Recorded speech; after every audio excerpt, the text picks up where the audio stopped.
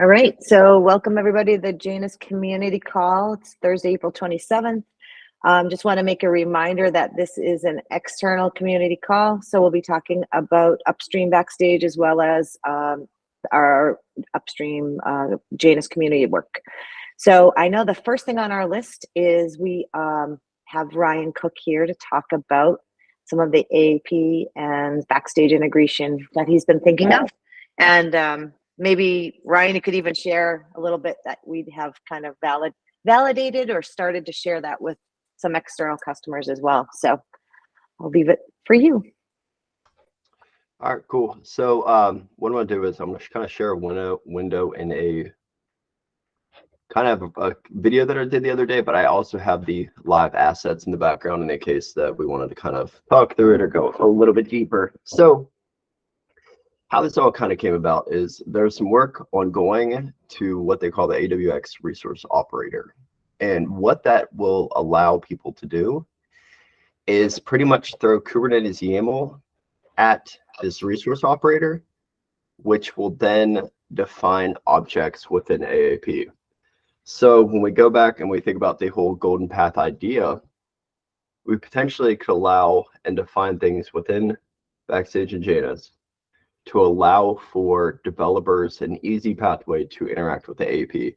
So it really kind of extends kind of our product portfolio together.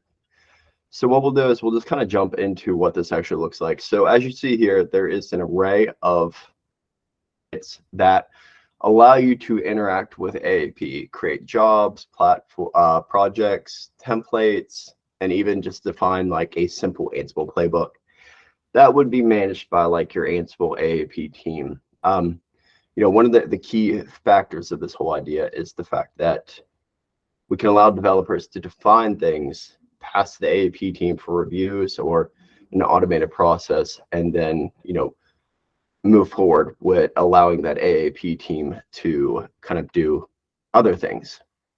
So what we'll see here is just going to use one of these templates to define a simple Ansible playbook and store it within our Git repository. So this kind of really shows off that strength of the golden path. So this playbook is just a simple hello world message that will be ran against all hosts. And we will use the pull request functionality to generate a pull request against our code repository. So using these templates, you'll see that the playbook is in fact as a PR. We'll go ahead and merge this. But kind of the nice thing about AAP and the way that this golden path templates can work is the idea that we can build off all of these pieces. So now that this playbook is defined, we could actually generate a project that will call upon that Git repository that we just showed, and then further bring this playbook within the organization. So we're going to define a sample project here within AAP, and we're going to set the branch, and then we're going to actually use that Git repository that we just showed a moment ago and set the PR to, and then we're going to create it. So this piece that we're going to see here, this is going to be the pull request for an Ansible project within AAP. This is the piece that we are interacting directly with that AWX resource operator. So as you see, it's going to go through the process, and then this is where OpenShift GitOps comes in. And this is a nice piece of just throwing all of these technologies together, that whole review process, the OpenShift GitOps automatically deploying the assets, and then we get the strength of, once this process completes, that those items are going to be defined within AAP. From a security standpoint, one of the strengths as well of this process is that we only need to, and then as you see, here's that new project, we only need to have a token for access to AAP defined one time. We don't actually have to need to cut an access to every single user that wants to use AAP. So now that we have that project defined, we're going to use our Hello World playbook here to define it as a job template. And a job template is something that we just repeatedly have the capabilities of running over and over, and it's an Ansible job. And then we're going to define our sample project that we had previously defined in the other step. And as you see here, we'll just define an inventory, and we're going to go through that same exact flow again. And this is going to create the pull request to our repository as a job template. We'll take a look at it really quick. All of our answers have been filled in with a templating engine, and we will merge this as well. And then, the same GitOps process of synchronizing. But the fact of the whole thing is just putting all of these pieces together, that review process, that OpenShift GitOps piece, as well as, being able to interact with an AAP that is either in cluster or running as a standalone. So for customers that are actually just running AAP as a virtual machine or on one of the cloud providers, we can interact with it as well using that resource operator. And then here's that job template sample. And then lastly, this is going to be the final step. We're just going to launch that Hello World playbook that we defined on our first step. So we're going to define the job template here, go through the same exact kind of flow process, the templating engine, pull request, and so on. But, once this all goes through, I think it tells a very nice story in regards to just enablement of those developers to be able to interact with AAP in kind of an easy format. And then this is going to be our last sync, and we will see that run.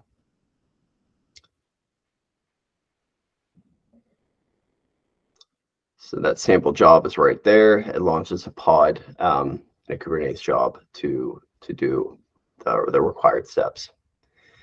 The last thing, once this wraps up, that I want to kind of touch on is this is just the launching of Ansible-based assets. There's definitely an opportunity for us to expand further when we take a look at the showcase view itself, to actually define AAP in a way that it would be visually shown here. Jobs that run, success, like what PRs have came in to our Ansible repository that have caused things to happen, or PRs that might need to be reviewed. So I think when we see those integration points coming together amongst the portfolio, it's definitely a strength that will be very helpful. The last piece I'll add is that AWS resource operator functionality will be introduced as tech preview in the next release.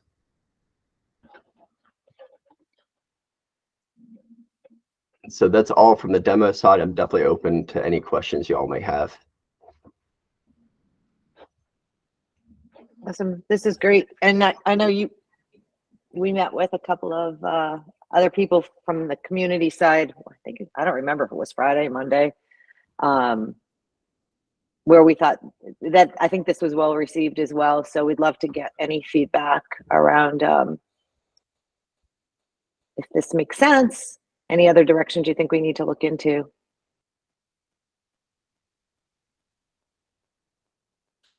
So Ryan, you showed like 4 or 5 different steps there. Were all those required to actually get the playbook to run, or was that just kind of showcasing the different stuff? I'm not like a huge AAP guy, so forgive me if that's a stupid question. No, that was a perfect question. And actually, I did all of those 4 or 5 steps to completely like show from a scratch to, using it. A lot of those items will automatically be predefined. Projects will most likely be defined by the AAP team itself. But I really wanted to bring it like from a step 0 all the way up through. That's why there was so many steps along the way, or so many different PRs and such. Okay, so if that was already set up ahead of time, would there just be like one step, essentially, one PR, and that's it? Yep. Hopefully, once things are defined, it would just be that last job PR, and that would be all it would be. So then, but I did. What if there's like a bunch of different parameters that you need to provide to the actual playbook? It seemed like you did that in the first step, or am I misunderstanding that? So with that, AAP provides the ability to provide extra bars. And I believe we would actually pass those in the job template or the job step. It's trying to remember exactly which piece where the extra bars come in, but we do have the capabilities down the line to override those values. Okay, so the values that you kind of put in would be considered possibly defaults, I guess. Okay. Exactly, yeah. So what we could do is we could actually just provide a box that would be, extra bars and allow users to define any extra override values that they would see fit along the way in those steps. And if you did that, is there opportunity to somehow validate those parameters? Like the reason why I ask is because I've built a couple of front ends for customers that drive AAP, and that's one of the big things that they want is basically just a UI so their users can come in and just fill in some values and then do some validation on those values. They're like IP addresses or things like that, and they want to validate them and then pass them along. That might be something that we could be introduced in the PR portion. Like an Ansible linter, and then from there that you could write possibly a couple validation checks as well for the GitHub workflows, GitHub actions along the way with that. Yeah. I think would be probably the safest bet on that. Thanks. Yeah, this looks really good. It's pretty cool.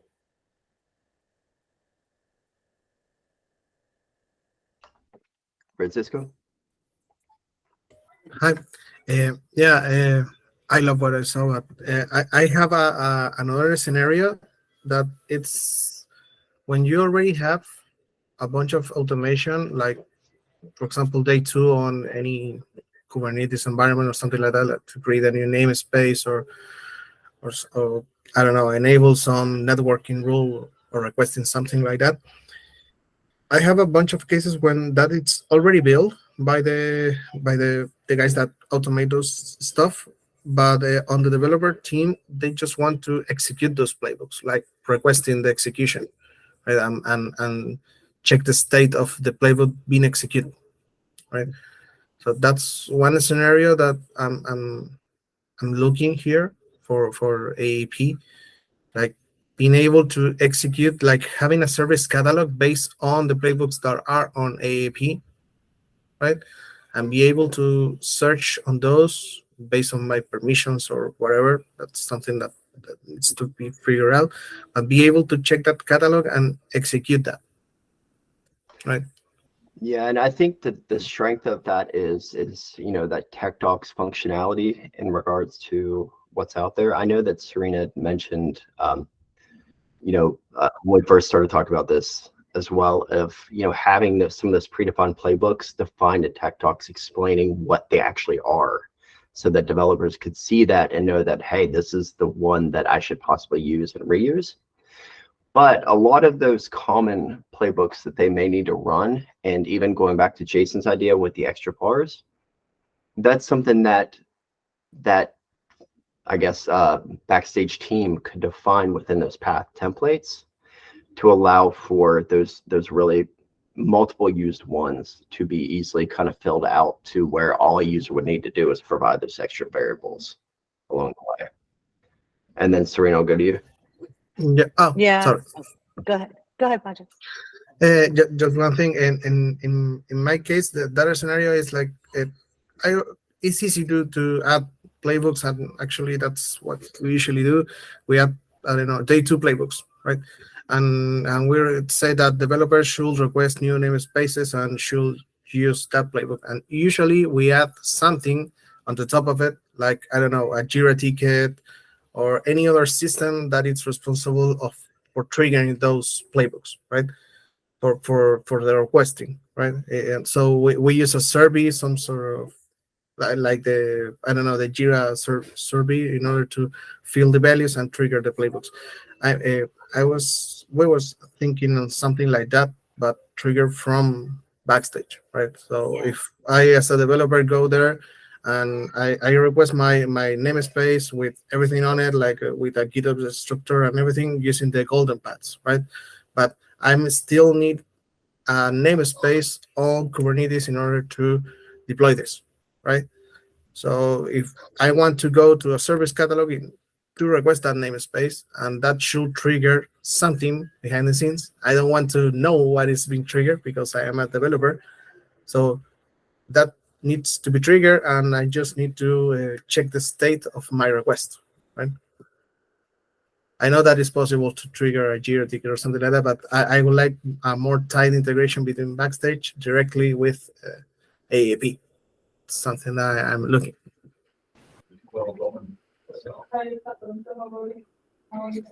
I think this leads to a completely different discussion. This is not a plugin specific thing, right? The feedback loop for the workflow engine that is currently available within Backstage is not very convenient and user friendly in that regard. So extending that capabilities within the workflow engine itself is maybe the solution we're looking for.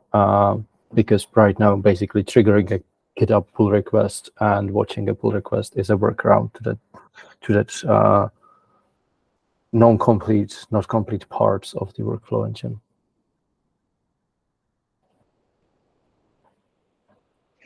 Yeah, and I was just going to mention back to the initial, I think the initial thing where if there was a way for us to have all of the playbooks in a catalog, would there be a way for us to then you can have tech docs associated with it, easy discovery for the developers to see what those do. But then is there a way that we could trigger an action from the catalog that would essentially trigger a golden path template with that playbook in context, rather than having to provide all of those things, all access to all of the playbooks as golden path templates? I think it might be worth us looking into like how that experience is different for a developer, and if that's possible.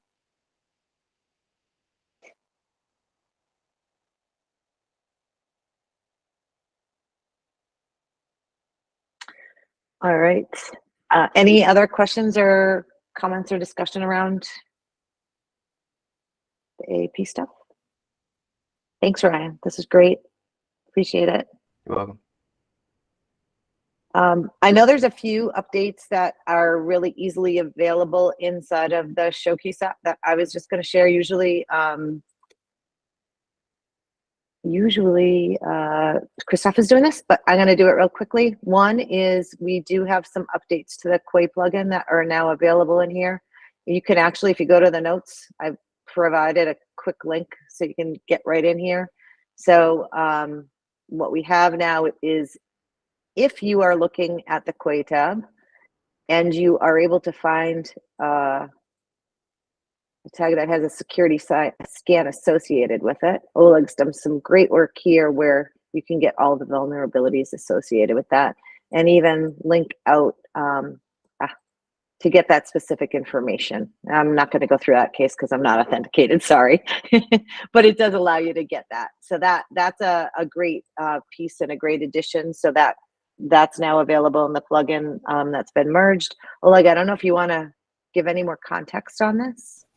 Yeah, I was going to say at the moment there's an issue. If you go back to the repository, like after they load, it doesn't pop anything in. I actually fixed this and I have a PR out for it. Basically, it's just there's no vulnerabilities, and I forgot to handle that case because it's like all a string. But I have a PR for that, so that won't be an issue either. But that's pretty much it. Awesome. Great. I don't know if anybody else is on from the UI dev team.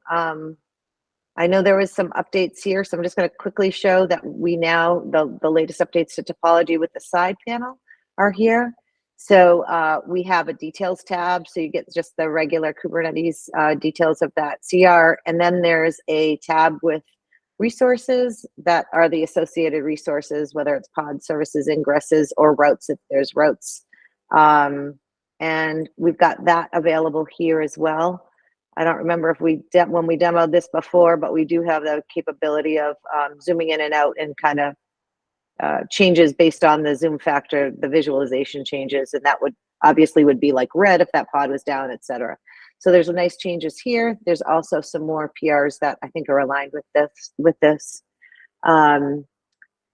The Tecton plugin was also some recent updates were merged. I don't have access to be able to demo that. I don't know if anybody who's on the call does have that available. Serena, we are yet to raise a PR to get the Tecton plugin on the Showcase app. Yeah. Okay. All right. So yeah, in 2 weeks, then we can show that because that stuff is looking great.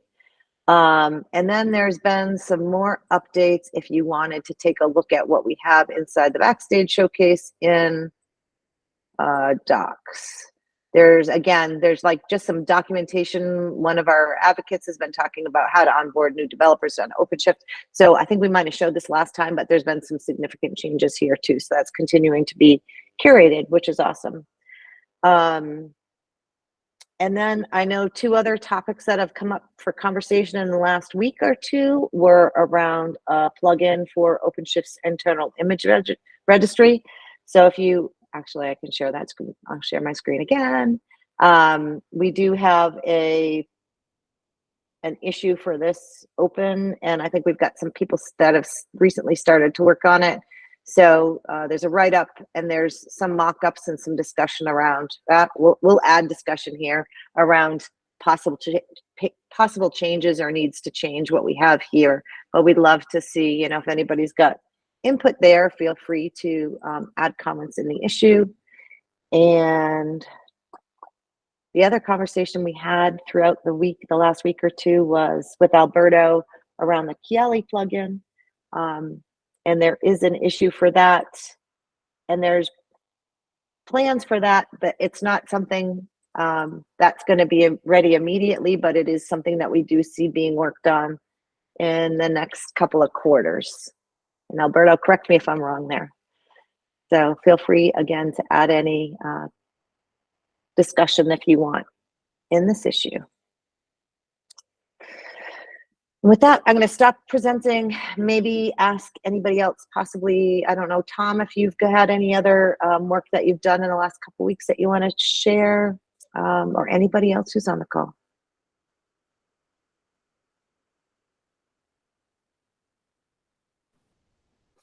I'm sorry, I don't have anything to share per se. No? So. Okay. I don't know, did you want to talk at all about the work that's going to be done to the Helm chart on the Janus side? Like I know there's some work that we're planning on doing soon. Do you want to just give a brief overview of that? Yep. So right now, as you may know, or you may not know, we have 2 different Helm charts for Backstage, right? Available. One is the upstream one.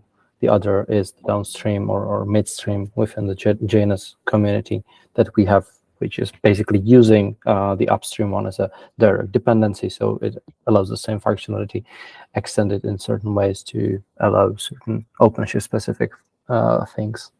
The thing is, Backstage Showcase, as we have it in the Janus community, currently doesn't use either of those charts. It has their own customized manifests. And this was done due to various historical reasons, because the charts were not available, charts were not stable, and whatnot.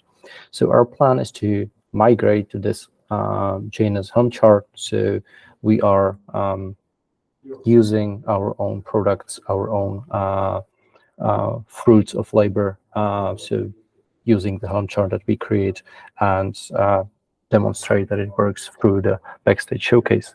We are also working on making the same chart that we will use for the Backstage Showcase to make this exact chart available in the OpenShift Helm registry, Helm catalog as a community chart.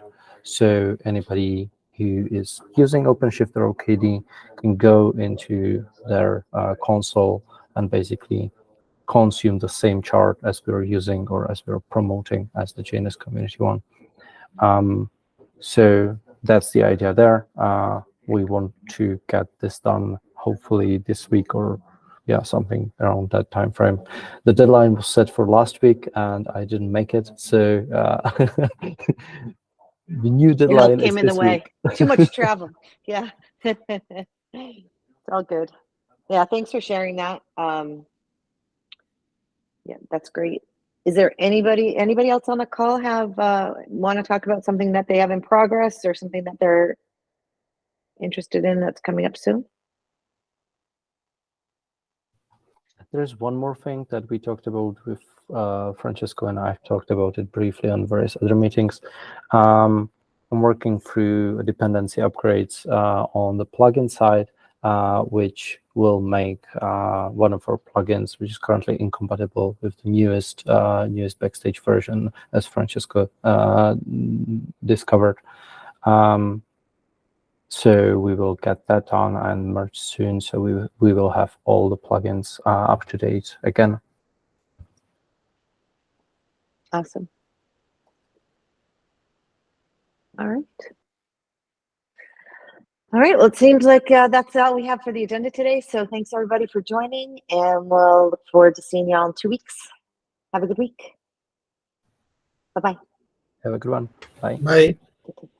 Thank you all. Bye. Thank you.